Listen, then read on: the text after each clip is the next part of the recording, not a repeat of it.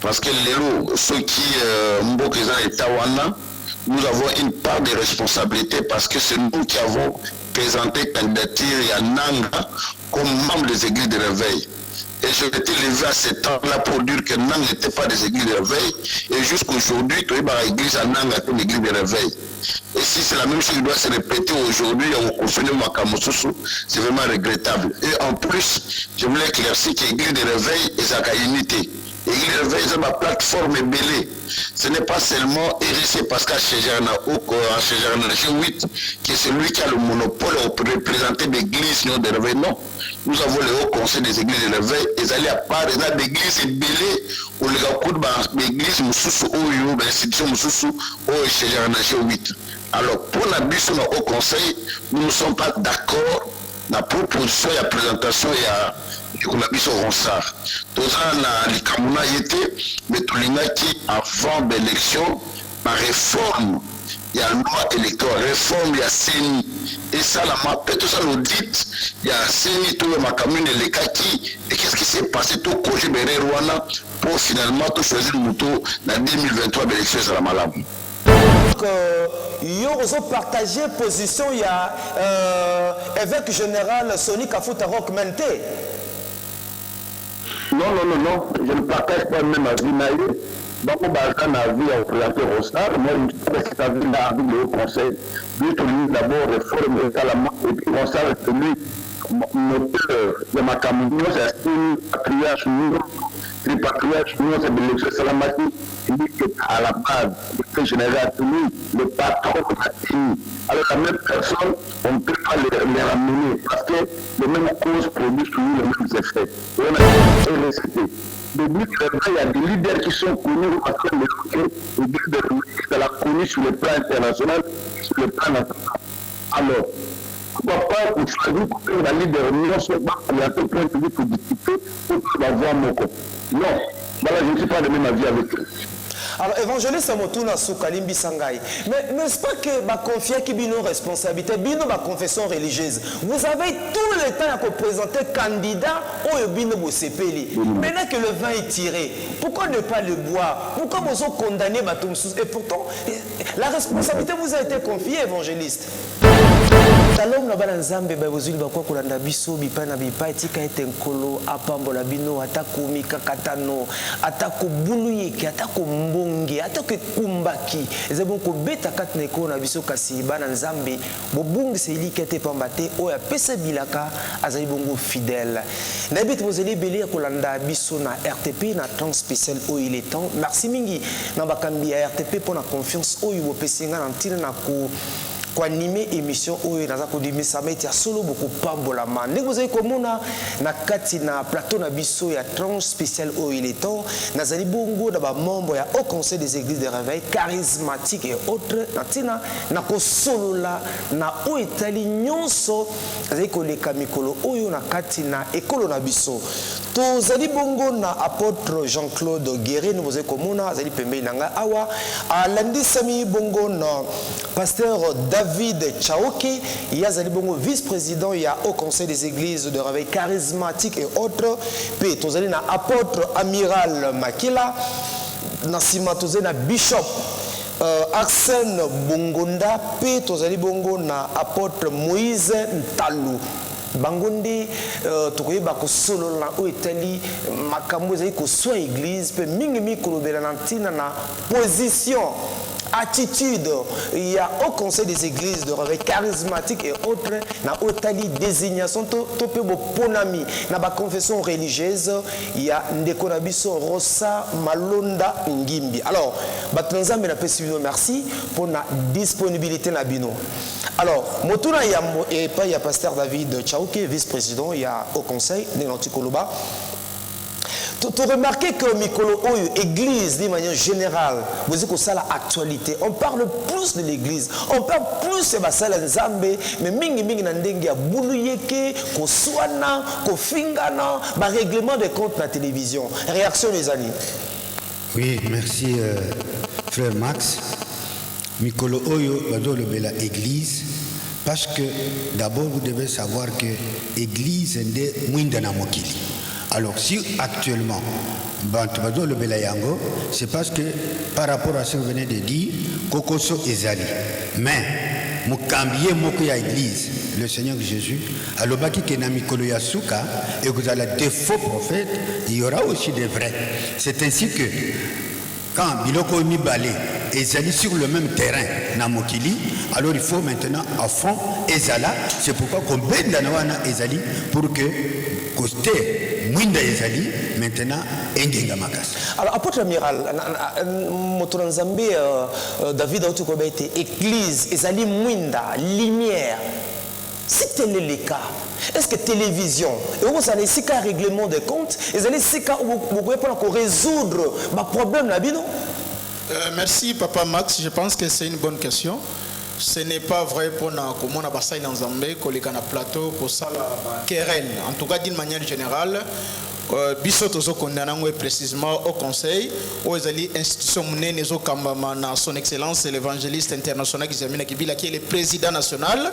Alors je pense que les canaux de télévision, que ça la guerre est bassesse au niveau de la il y a certaines choses autour traitant entre bispo. Exemple, aux hommes catholiques, protestants, et ma BP Zali Katinabango, immédiatement parlant sur des gens, on peut ma beza Katinabango. Mais bazo les gars, la télévision, tu le vois, les bispo église de réveil ensemble. Donc, tu as le bela. La question, en tout cas, pour Nangaï, et ça la sonne église de réveil. En tout cas, tu as me campé que. Quand ça passe dans un mignon sur bazo les carrossala va dispute la télévision, bah mais quand peut se ressaisir pour garder image à l'église de réveil. Ça fait mal. Ah Bishop Arsène, au monité que kondongwa na nabino ko bimisa comme la bino nyonso na polele bona ba télévision et les sous secrétaires ba kinwa nyonso ba na mboka nyonso ba yebi ne voyez-vous pas que bon longola pe boko si ça va te beler pour ça ko sambela confiance na basa na Nzambe. Merci Père Max pour répondre on a deux volets. Premièrement, na aspect purement biblique. Ndenge Bible za koloba ete ivre na blé et kolesika moko. Donc ça autant c'est sûr que tout tendre vers la moisson et nzamba permettre que ivre na blé za esika moko. Yango to mona ba dérapage et salama. Deuxièmement, au bengi biso au conseil des églises les réveils et nous sommes là pour apporter les conseils, la sagesse des églises de réveil et Nakati Amboka. Alors, avant tout, apôtre Moïse Ntalou, c'est vrai, et dans ce qui parle le pasteur David, vous avez au conseil, mais sur le terrain, vous avez raté impact, il y a au conseil. En tout cas, il y a tout autant ici, Mikolelo, au conseil, bah tu belé, bah binoté. Mais ça, là, n'a zo gangate, mais ça, n'a zo mon, on a te moqué, ça, n'a bouluyeke, bah ça, là, nzambe, makambo belé, to zo yo kapona bino, mais au conseil, bo sala kanini, bozo sala nini. C'est vrai, mais c'est pourquoi aux hommes il y a un plateau pour faire entendre aussi notre voix. Parce que voilà, tu dois apporter notre contribution pour que vraiment Bongwana est là, pour que maintenant Mboka est en blanc. Alors, pasteur Moïse, apôtre Limisanga Moïse Ntalou, au Kanisi était bon moko. Topé unité, il y a l'église corps de Christ, et ça est possible en ces temps? Oui, ça est possible. Le kola batata, na molimo, toza censé ya komema kimia, ata kona kati ya ndako, soki bana baza kobunda, muto esengeli apesa kimia ezali tata. Voilà pourquoi biso conseil, tant tobianga mi conseil, toza bato toza kopesa toli, tozali kosenga na bipai yiki ikezali, bacha mai na kopo. Tosangana lokola nzambe azali liloba nde pesaka kimia nakokabwa na kimia ekoki kokota te po kimia ezala il faut biso basali na nzambe bwanya nyonso tomema yango nde yeba kopesa kimia na liloba tozonga na makomi nde yango kopesa kimia tozonga na makomi ndenge oti koloba. Alors apôtre Jean-Claude Guéré dans zongi na kanisi que toma na nzambe amiral ameka ki pe koloba yango tozomona ba confession religieuse mususunda kisa ba catholique par exemple ils ont aussi des problèmes bandongwa na rapé mais ezali ra ya komona un meselabe paza atabakutuba meselabe bidia toma munambwa aya na télévision pour ko yano na moninga na ye mais lelo bino bato église de réveil lelo bozoya makamna bino nyonso sila na télévision est-ce que n'habite bomimona ka ndenge nini Merci Papa Max pour la question. Et la quantité à tous les HRK, nous avons été dans tous Bongisa au conseil. Na objectif moko père na biso baluka qui premièrement c'était que ceux qui entre nous tous na ba problème tokende nango kutu ata na justice te mais toya nango na conseil ya bampaka to traitango entre nous c'est que c'est aussi si ko traitango entre nous lokola au conseil aza interface au conseil de ye moko ako créer chambre moko disciplinaire de la même manière et ça maré pas ba catholique ceux qui bango bazana kati ya likambu bazana chambre na bango disciplinaire bazana ndenge ba kopesa etumbu na moto asali mabe donc c'est dans cet objectif ndé au conseil à salamaki donc tant que se retrouver na kati ya au conseil to lukaka kotambola yenge bene na pensée wana ya ba père na biso fondateur. Alors merci. Alors apôtre pasteur David Chaoke sunga biso aux hommes en toute vérité entre RSC Église de Réveil au Congo bien sûr na au conseil des églises de réveil charismatiques et autres na nazali tata na nazali mwana na nazana kati na moninga na nazali véritable interface ya église sunga biso. Merci Max.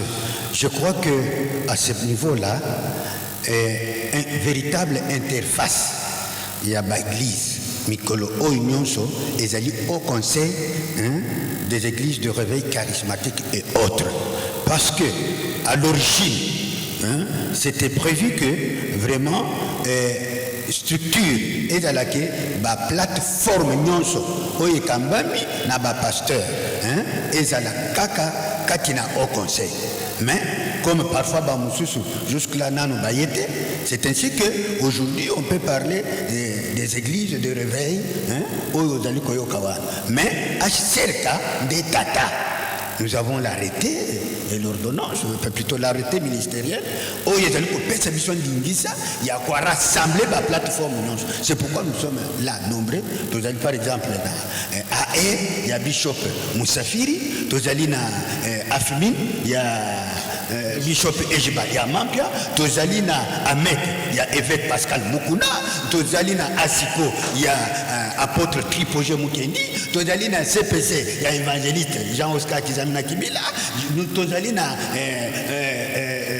les amis de Jésus avec Amiral Makela Willy, nous allons à Marche pour Jésus, et quand même Bishop Josué Wembi, donc vous voyez qu'ils allaient ébélé et nous allons à REC, et quand même Pasteur Godin Poy, même président de l'Assemblée provinciale.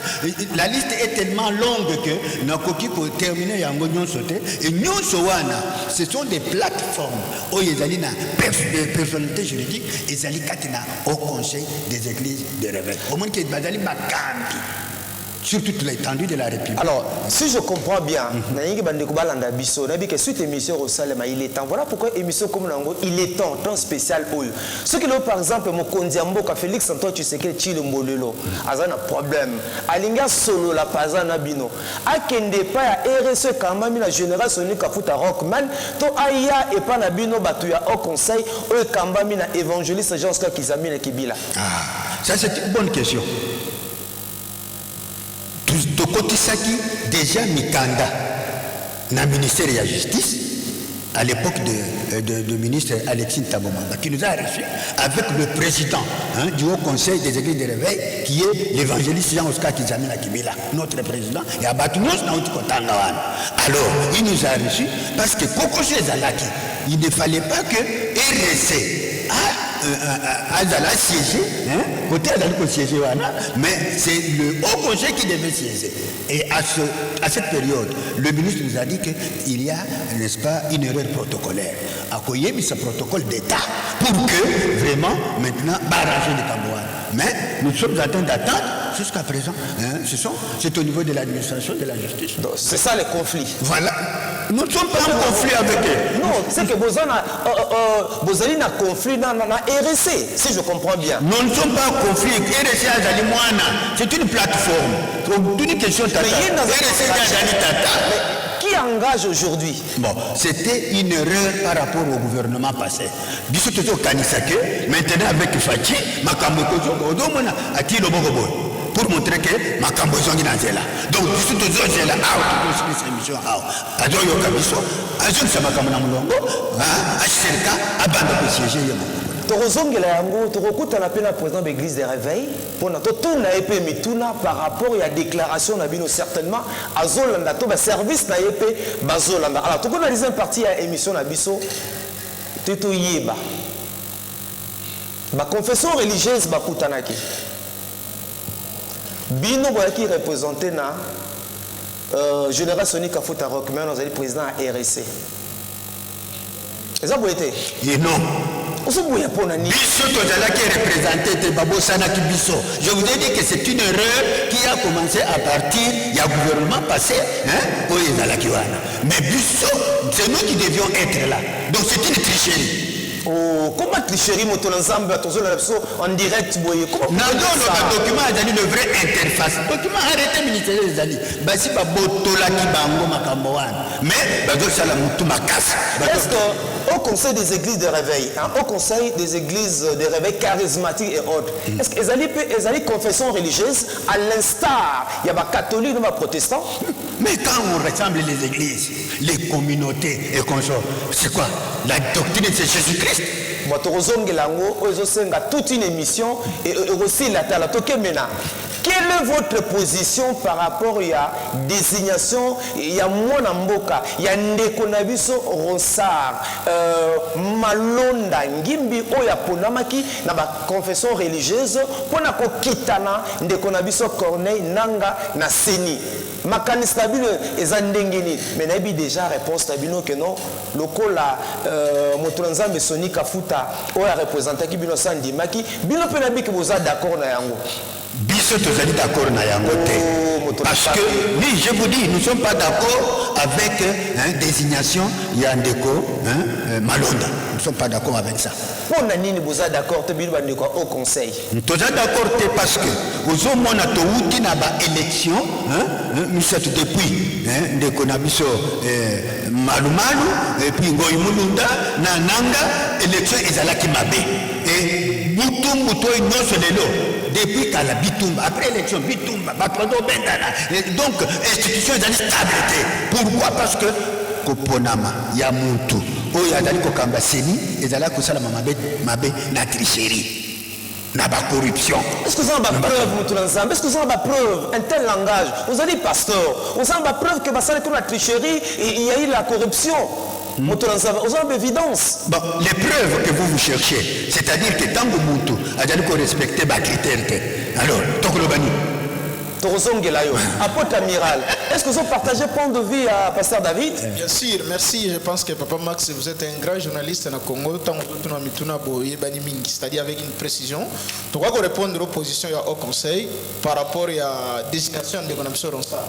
Moi, je pense que nous sommes contre par rapport à la marche Nabiso au Conseil. Église de réveil dans son ensemble. Et ça, RSCT. RSC, c'est une plateforme où ils ont englobé certaines églises. Mais RSC, ils ont toutes les églises à Congo. Comment vous avez RSC plateforme? Bien sûr, c'est une plateforme. Parce que toutes les églises de réveil, ils allaient incliner à RSCT. Je vous donne un exemple. Institution reconnue dans l'État congolais. Non, c'est une institution, mais c'est une plateforme. Ils ont seulement pour certaines églises. Je vous donne un exemple. Aujourd'hui, une grande communauté. Aujourd'hui, on a Congo, aujourd'hui, on a ACK, aujourd'hui, une grande communauté, le CPMC, et ça vous fait partie de la RSCT.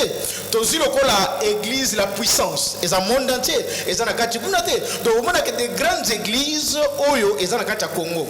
eza na kati ya RDC. Mais à cause d'intérêt de Ming Babima non, c'est une plateforme. C'est une petite plateforme avec certaines églises. Mais ceux qui sont au conseil, ils ont rassemblé des plateformes, des associations. Vice-président Kotanga, des grandes associations. Et dans cette association, ils ont réuni plusieurs pasteurs. Aussi, la grande association, la AMEC, Kotanga, ils ont dirigé l'évêque, ils ont partagé le douleur dans la prison. Ils ont une grande association, ils ont au conseil. Aussi, une grande association, la REC. Ils ont présenté un homme de Dieu d'État, les autres, les révérends Godempoy. Ils ont au conseil. Donc, des grandes associations, ils ont RCT. C'est pour dire qu'au conseil, ils ont un poids moussous par rapport à RSC. Voilà pourquoi, tous les côtés, la désignation. Il y a des corruptions comme ça. Donc, l'équipe d'une manière politique, nous sommes contre. Alors, Ndeko Bishop Arsène, nous appelons Ndeko Nangazali Kamboute. Alors, Bishop Arsène, Ndeko Rosa, Malonda Ngimbi, Asali Binonine. Vous avez reproché Nani, et pourtant, Azali une expertise, Makase Oyo, Ndenge Badek Balobi, était dans Zélanaye, Makambabe, Rosale, Manaseni. Il est comme un individu. Vous avez un problème. Vous avez un problème. Merci. Vraiment, c'est une question d'actualité. C'est la tranche il est temps. Vraiment, c'est dans le bas. Personnellement, où nous, on est reproche à Rosa presque rien. On a profil moi malam. Mais, c'est ni commis quelque chose de sensible dans le cannabis. Nous ne voulons plus de bains de sang. Il y a quelques jours, à Wapamarche et Salami, il y a eu des morts. Alors, on a connu 3 élections. 3 élections, à chaque élection, et là, on est là, après, il y a Bamoboulou, via l'élection d'Armalamte. Alors, c'est ce que nous voulons, qu'au lieu qu'il y ait une désignation, tous na Ibandelia Masolo. Bandelia Masolo, c'est-à-dire quoi? Séni et Salami, on a besoin d'audit. Audit et Salami. Après audit, on a besoin de réforme. Il y a institution, il y a appui à la démocratie. Et c'est à ce moment pour animateur. Il y a CENI. Et il n'y a pas qu'un seul animateur, il y en a plusieurs. Son nombre de 13 ont composé le bureau. Donc voilà, et que dans Bango Penza, au Yango, on voulait continuer. Et dès les bandes de Liboïna, comme dans le moment d'élection, ben de 5 bandes de Salama. 2023, ça sera fait. Bandeko, je pense que Nadal Bao souhaitait Bino, Bansu Bandeko, Congolais, bonne fête. Il y a le 30 juin, il y a indépendance Nabiso, 60 ans Lélo. Banda mokolo oyo tozwaka indépendance en mboka na biso mais tout le monde que 60 ans na biso ya 60 ans ya passé et loko moko malunga et salamete kat na mboka na biso nzele zalité école zalité et sur le plan politique et loko moko malunga pe étambolité socialement économiquement tout ça vraiment bato oyo tozungi sima mingi. Alors je pense que berère auto salaki na tango eleki il faut être sa biso mayele pour tout rectifier ni tout ça là na bambula oyo ezali koya. Les mêmes questions batebele ba poser par rapport na désignation ya bandeko oyo na tinetali seni. Je pense que l'église de réveil d'abord dès le départ est pluriel. L'église réelle est unité est à côté. Nous avons le RSC oyo ezali dirigé par le général Soni Kafota. Et nous avons le haut conseil des églises de réveil et autres dirigés par l'évangéliste Kizembe Kibila. Dans le haut conseil, tout le monde a une église ébélée telle que Baseka, Bazanakati, Bamière, pasteur, tout projet Zanakati, va passer Godempoy, Batu ébélé, ou Bazanakati dans le haut conseil des églises de réveil. Alors je pense que par rapport à la position où il y a désignation, il y a une décoration, position la biche d'aller d'abord, avant qu'on désigne Moutomo qu'on a niveau à Seni, il faut d'abord qu'il y ait une réforme. Il y a Seni, qu'il revoir l'article à Seni parce qu'il y a trop de violations. Là, on peut un exemple. Balobi, pour Mouto Abima député, il faut partir dans la scène au niveau national. Mais tout le monde qui est très populaire va voter Mingi, dans Mboka par exemple, tout le monde qui est Mboka dans la cherche Kaka Moko. Mais va voter de quoi là à 80%.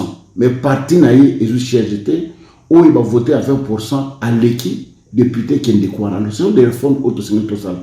Voilà pourquoi pour la bis, vous allez d'accord au conseil, vous allez d'accord à désigner d'abord Moutomoko pour la CENI. Avant de désigner Moutomoko pour la CENI, il faut qu'il y ait d'abord une réforme de la loi électorale, donc il y a une réforme tout ça là, où ils allaient audit. Il y a CENI ou Eleki, ma commune de Salamaki, ma commune de Kakindengeni, Bereni de Salamaki, pour te me rectifier le bas Oyo et Zalikoya.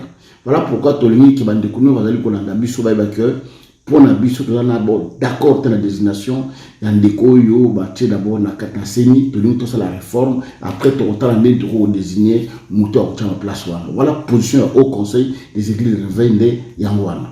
Merci. Merci beaucoup Naralisi Keboti Kolanda Yango, wana parti à Poto ici Kazwami. Alors, toke pa ya pasteur Moïse Ntalou. Bozo, voilà, question n'engezali boy. Ba responsabiliser bino ba confession religieuse. Bino de bozi mokumba, privilège, honneur, ya ko proposer na biso mokambi ya CENI. C'est à vous la responsabilité. Vous avez tout le temps ya ko lamba makambu o nyonso. Ba confier bino yango bino église. Est-ce que le long de Koronsa malona ya yenini? Ya yenini? Ce qui bolinga qui était pour répondre, ce qui bolinga qui était. Na opposé mituna le rôle la journaliste. Ce qui bolinga qui était. Et bonga bobo ya depuis kala. Boponier ce que boye voilà nous sommes contre. Pourquoi en amont bolamba yi masolote? Nabanzi, merci beaucoup Ndeko Max. Soki lelo toza na fruit ya ba dirigeant mabe. Source eza départ ya processus électoral ya mabe. Voilà pourquoi tolobi tozonga nano na case ya départ. To bandana nos réformes. Oui, c'est ma répondre. On a dit toi évoluer. Bande comme sous, c'est ma lobby. On a dit répondre par rapport à la question nangai. Choix wana salema wapi na ba confession religieuse et pas banganga nzambe et pas ba saint nzambe. On vous a responsabilisé. Ba pesebino ngolu wana occasion botiabi et bino bo proposer lelo ndeko Rosa Malonda Ngimbi. Sikoyo mwana bato asali nini? Eloko ya sali. Bino so bolinga qui était déjà bon pour repona eta. Na banzi oyebi processus sango ndengeleki. Oyoki nangambu kuna katoliko azako belela, oyoki SS azako belela, c'est-à-dire corruption et les kaki na kati. Non, ne dis pas ça. Est-ce que ça a ba preuve mutulanzambe yebisanga? Pour ça na ba preuve était ba confession religieuse, bazoki kanyak, bazoki mbongo. Si oui, l'accès biso na télévision. Mais preuve aliboso ki mbangiste boye. Olandi malam, bato bakumbaki, ba révoquer ye. Mais tango déjà au moni processus ezoko tambola ndenge wana elakisi ete niamu ezalaki na kati. Niamu ezalaki na kati. Naza kozonga bo. Kongo oyo nyonso tozali mutamayele zakata ndeko malonda. Na bia tango zo ba niamu. Olingolo ba na plateau na biso ete ba nzambe ya mboka Congo bazali corruptible. Mais ebimaki na minoko ba mompe. Tozongela otozwana no. Ebimaki na manoko mompe. Malamu ezalité. Tozwana no on direct ya mikili évangéliste gens ceux qui examinent qui bia otuko benga alinga intervenir mission pe sa position na ye maloba omboka yo shalom tozolanda yo. Merci. Je pense que la situation est situation dramatique, situation difficile et puis regrettable pour la biso d'abord de réveil. On dirait que toujours tirer la leçon et à passer. Parce que ceux qui nous avons une part de responsabilité parce que c'est nous qui avons présenté candidature à Nanga comme membre des églises de réveil. Et je m'étais levé à ce temps-là pour dire que Nang n'était pas des églises de réveil. Et jusqu'aujourd'hui, tu es dans l'église à Nang, une église de réveil. Et si c'est la même chose qui doit se répéter aujourd'hui, on continue Makamosusu, c'est vraiment regrettable. Et en plus, je voulais éclaircir que l'église de réveil est à unité. L'église de réveil, c'est ma plateforme belée. Ce n'est pas seulement hérissé Pascal Chejerna ou Chejerna 8, qui est celui qui a le monopole pour représenter l'église de réveil. Non. Nous avons le haut conseil des églises de réveil, et allaient à part, ils ont des églises belées, où les gars de l'église, ou l'institution, ou Chejerna 8. Alors, pour la bus au conseil, nous ne sommes pas d'accord na proposition ya présentation ya ndeko biso Ronsard toza na likamuna yete mais tolingaki avant d'élection ma réforme il y a une loi électorale, réforme, il y a CENI. Et ça, la peut ça l'audit, il y a CENI, tout le commune, les kaki. Et qu'est-ce qui s'est passé tout projet Béré Rwanda pour finalement tout choisir le mouton dans 2023 l'élection sur la malade. Bon, évangéliste, c'est ceux qui habitent, merci aux autres d'Abisso, mais ceux qui la comprennent bien. Donc, ils ont partagé position, il y a évêque général Sony Kafuta Rock Menté. Non, je ne partage pas même avis naïf. Donc, on va un avis à présenter Ronsard. Moi, je pense que ça vient d'avis le conseil. Lui, d'abord, réforme et puis Ronsard est tenu moteur de ma camion, c'est un patriarche, le patriarche, c'est de l'élection Salamati, il dit qu'à la base, le général tenu, le patron a tenu. Alors, la même personne, on ne peut pas les ramener parce que les mêmes causes produisent toujours les mêmes effets. Et on a besoin de Ronsard. Je ne partage pas leur avis, on peut entrer Ronsard. Et d'ailleurs, malgré que l'on a cas de RST, il y a des leaders qui sont connus parce que les leaders sont connus sur le plan international, sur le plan national. Alors, pourquoi pas qu'on choisit pour que les leaders ne soient pas orientés point de vue pour discuter pour avoir mon compte. Non, voilà, je ne suis pas de même avis avec eux. Alors, évangéliste Motuna Soukalimbi Sangai, mais n'est-ce pas que ma confiance qui est nos responsabilités, bino ma confession religieuse, vous avez tout le temps à présenter candidat au bino Bosepeli. Maintenant que le vin est tiré, pourquoi ne pas le boire? Pourquoi vous avez condamné Batumsous? Et pourtant, la responsabilité vous a été confiée, évangéliste. Oui, responsabilité est confiée parce que à chaque fois des salles besoin, l'église réveille parce que nous manquons de personnalité. Nous manquons l'équité au niveau de la biso. C'est comme ça que la salle besoin n'est pas la biso. Au moment que même la période en Nanga, comme la culture pour tous les partout, Nanga qui a comme candidat effectif de réveil alors qu'il n'était pas membre de l'église. Et aujourd'hui, président Ambo, cardinal Ambo, il fallait Yende à signer parce que qui tient président des actes tournantes. Celui qui est le président en exercice. Il fallait lui assigner un rapport dans le Parlement. On entend que c'est le passé Sony qui avait signé. Mais pourquoi c'est que ça va toucher à cette catégorie? Donc moi je pense que s'il y a une telle discussion au niveau national, c'est mettre tout le leader, c'est mettre tout le même table, c'est une fois d'une seule voix. En pourtant, à chaque partie de côté, de telles choses vous allez à moins zéro, vous allez à d'autres.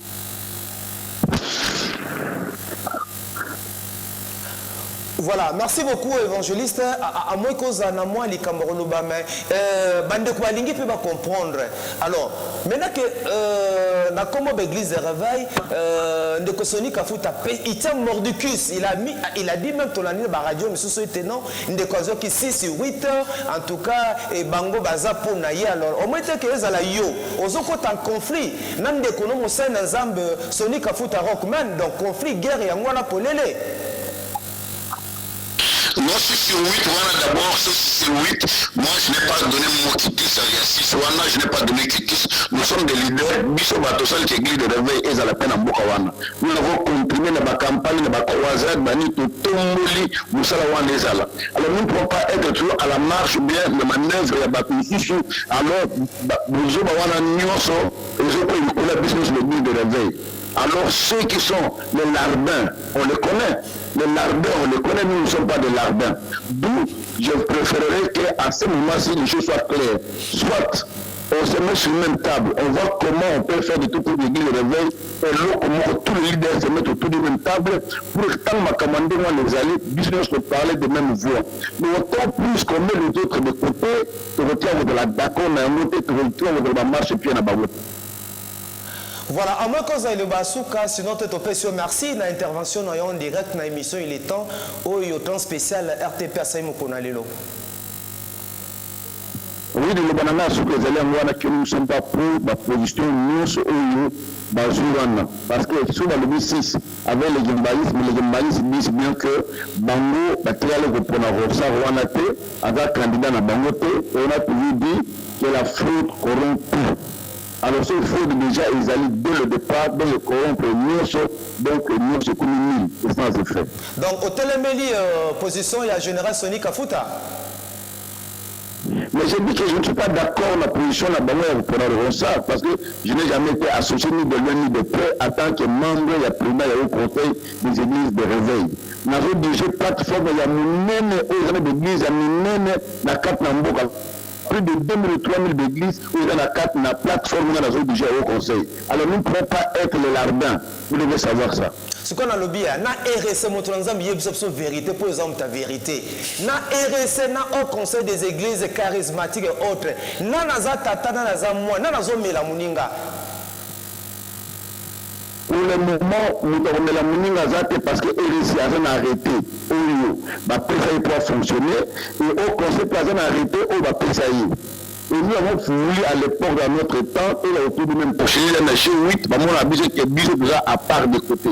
Et surtout parce que le passé, ils amènent celui qui est président, il y a ma camouflage, il y a un bouillé, moi, je vais vous légalité. D'autant plus que toute la ligne qui est tous à la malamou, histoire de voir autour du même table, total na RSC, na au conseil des églises charismatiques et autres, tu vends des sika moko, tu harmoniser basi na biso, tout ça les locaux moko. Dans les cas contraires, bango va marcher, na fois na bango bien peut marcher na fois na biso. Mais à chaque fois il y a une décision au niveau national, biso va lier de kokutana, to kopisa point de vue na biso.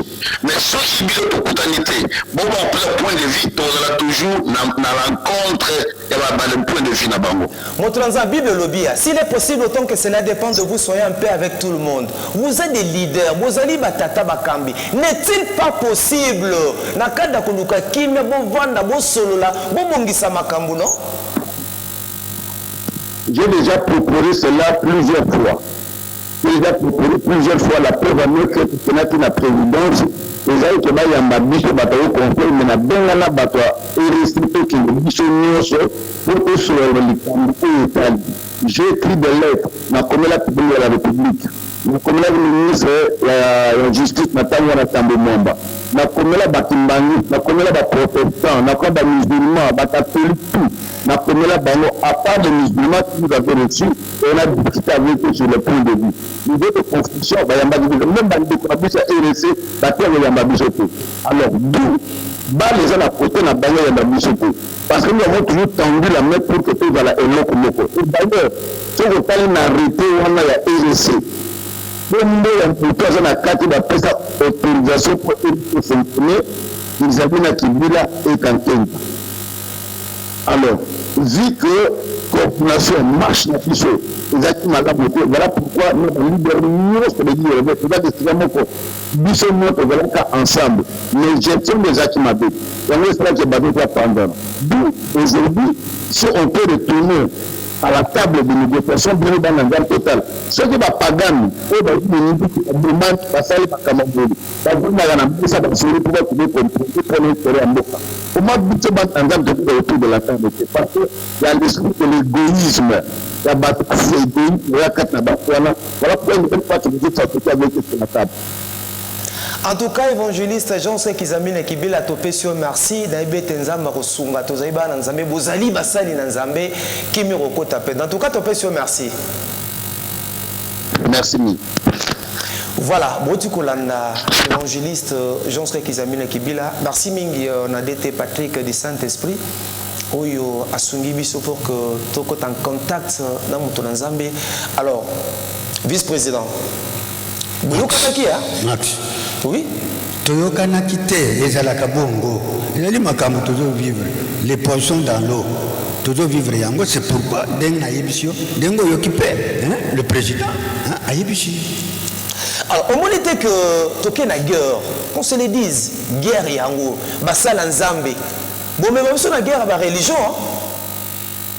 Apôtre, amiral, guerre à la religion, bon, même abisso. Guerre à la religion, sauf que il y a aussi la tendance des autres différencier bisso.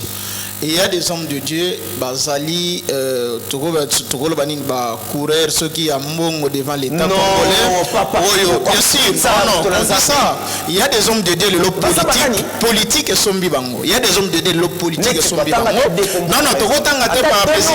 Non, c'est difficile de citer leur nom, mais Tozomona, les lots par rapport à Rosa, ceux qui totaliront ça, catholique à Boyango. mais les autres ont accepté. Mais ce totali position catholique, c'est peuple. Mais bah oh bandimi, bah confession religieuse au bandimi, ça dit bazali à la contre la volonté du peuple. Mais là on est au bandimi. Ah là il faut pas poser une question. Non, bah moi je peux répondre. C'est bazali qui est obligé dans sous. Non. Dans quelques enveloppes et là on va songolo. La raison c'est ça. La raison c'est ça. Tu peux si miko kuna Bishop Arsène Arabe. Il y a une suspicion que vous êtes des hommes de Dieu. Et là on est tindi banguba pona.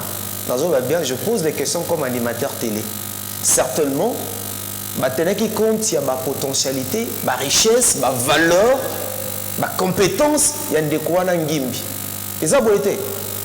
Pourquoi Mbongo? Vous mettez philosophie dans l'église. Bon, là, c'est que tout l'ensemble, Mbongo. Non.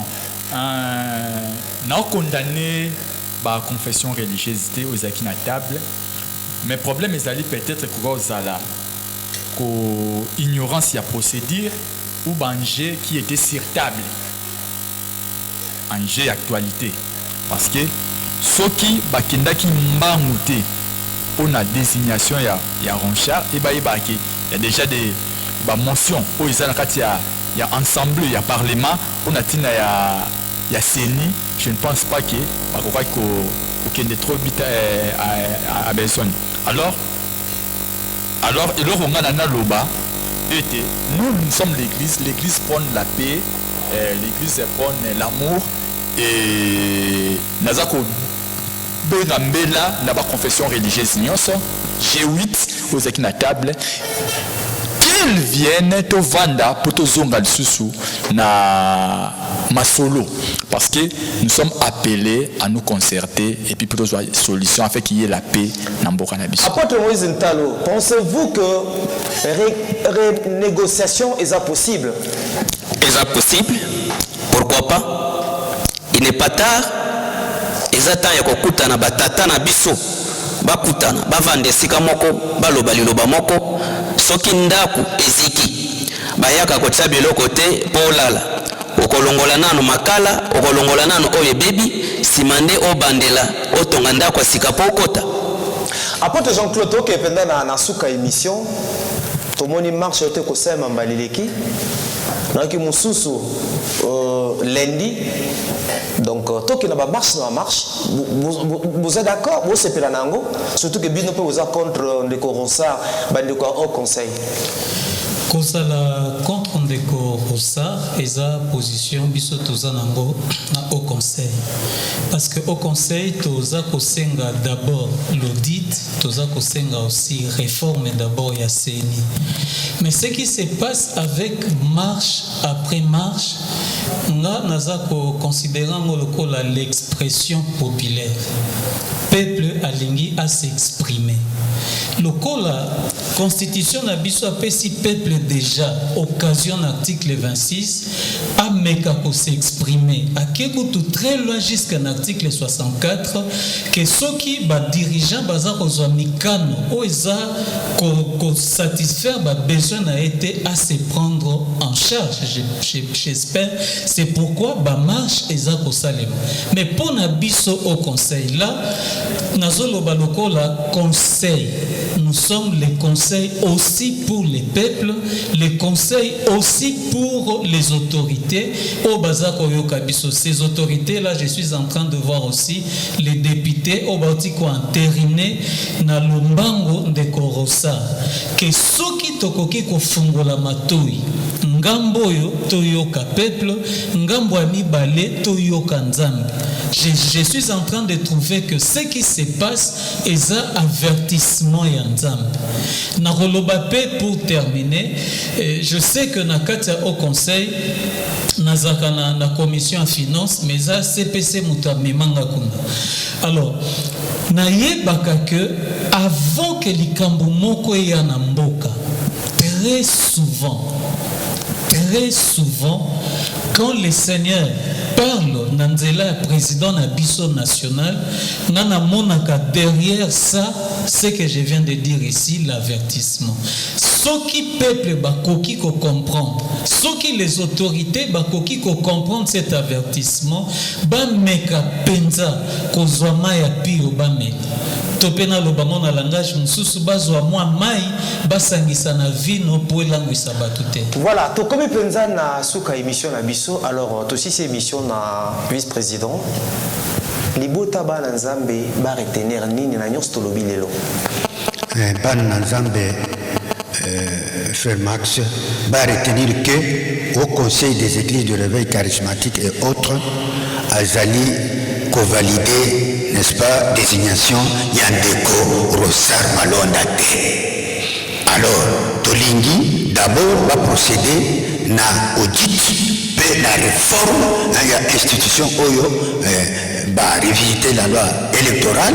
C'est ainsi que, en ce moment-là, mon moyen de désigner à autorité, Oyo Bazali déjà na charge à Makambo Oyo, Bayote la Bisso. Et puis, dernier peuple, on dit aussi la voix du peuple, c'est la voix de Dieu. Je m'arrête. C'est ça la Bible. La voix du peuple, c'est la voix de Dieu. C'est le passage né. Motonzambe, yoza moto makomi. Non, le passage né. Je dis scientifiquement, je parlais scientifiquement, la voix du peuple, c'est la voix de Dieu. Voilà, le peuple rose à la paix voix nzambe, te pon nzamba nzambe. Voilà, to pesi bino merci, vous allez que belé ya kolanda biso na temps spécial où il est temps. Tomba ki bongo ba membre ya au conseil des églises de réveil charismatique et autres où il va pesi biso position na bango par rapport à désignation, il y a ndeko na biso Rossar Malonda Ngimbi. Toza elike tenzamba za na bomoye nzamba kosunga biso. Mboka opposition na majorité za la raté. Toza na mboka moko tolinga yango, to bonde la pe pona yango. Na ba confession religieuse, bozali batata, bozali basana nzambe et tozo bonde la pe pona bino nkola sunga bino pesa bino sagesse pour être vraiment bozala li pamboli pona Congo, peuple congolais. Tolinga mboka na biso, to bebisa yango te, to panza yango. Atako to ko marcher na kimia, na violence te, na ko yiba te, na ko panza te. Otika la jamais ko mona politicien moko amata na 207. To amata na Transco, to amata ceux qui na mito kaneza ndega ya biso to mata na ba Transco, to mata na ba moto, to batela yango pe to bonde la pona mboka. Quel est le plan du diable? Ezali ya kuboma Congo, makila itanga. Ne donnons pas l'occasion à diable o alinga tangisa makila na Congo. Makila Congo etangi pe mingi. Na sisi pona loba était très bientôt par rapport à tout ce qui se passe. Bozo single mot qui toko na sali comme na ngozali, je dis non et non. Abandeli déjà parti à dimanche single nanga comme na ngozali, je dis non et non. Bozo déjà na ba réseaux sociaux, na ba radio nyonso. Bonanda yango, ça va vous faire du bien. Merci l'équipe technique Oyo, vraiment Basali Moussa Kitoko ya RTP na temps spécial où il est temps. Merci pour la confiance na bino, ndebo pona kingana ya babandi ko na biso. Toki bongo na Adam Zola, Kese, Chico, Punga, héritier Bakuba, puis ko bossa na te na patriarche Jérémie et puis dans les jeunes mariés de Konapso Patrick du Saint-Esprit, Zambia Pamola bino, Kimia na Kolo na mabota babino, neto kutani mbalasi